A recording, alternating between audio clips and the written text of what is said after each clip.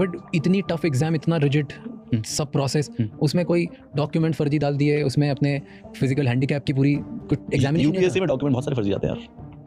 There is a literal list on the internet which has been created in collaboration with some other people. कम से कम 20 से 25 doubtful है। Physical handicap के तो बहुत ही fake है। The system is so weirdly, the cage is so strong. ऐसा बोलते हैं even a god cannot remove an IAS.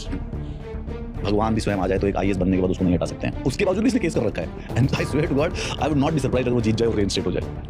I would not be surprised by that. Fake certificates UPSC में बहुत होते हैं। अरे हाँ, जैसे I would not call this corruption of the, क्योंकि स्टूडेंट फेक सर्टिफिकेट्स बनवा दें तो ये आगे वाले क्लर्क की करप्शन है, तो बच्चों की नहीं है। बट हाँ, अब जब तुम सिस्टम को रूल ब्रेक करके एंटर कर रहे हो तो तुम बड़े हो कि फिर निकाल कर पास कर लिया तो क्या होगा। ईडब्ल्यूएस इकोनॉमिकली वीकर सेक्शन की रिजर्वेशन होती है 10% एग्जाम्स में।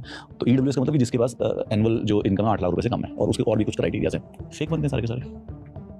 Nobody is willing to check it because it's a loophole, as in कि भाई there are so many ways to do those loopholes। जैसे एक बड़ा फेमस आईएएस है, तो उसने क्या किया भाई, उसके पास जितनी भी जमीन थी, जितने भी जो भी उसके पापा मम्मी पापा के प्रॉपर्टी के थे, वो सब अपने ताऊ जी के मामा के लड़कों के नाम कर दी, दिखा दिया भाई आईटीआर भर दिया हमारे पास, तो कुछ है नहीं, गरीब आदमी है, got the EWS certificate, got selected, तो बन गया।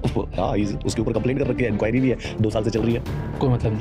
And he'll win in the sense कि even if this case goes to Supreme Court, the answer would be भाई कि उस जमीन हटा दी ना, उस समय वो ईडब्ल्यूएस था, they'll find that loophole, the lawyer will easily find it कि किस बात की कंप्लेंट कर रहे हो, ये ईडब्ल्यूएस का सर्टिफिकेट वैलिड है, हाँ लेजिट है, हाँ, तो फिर what is the complaint bro.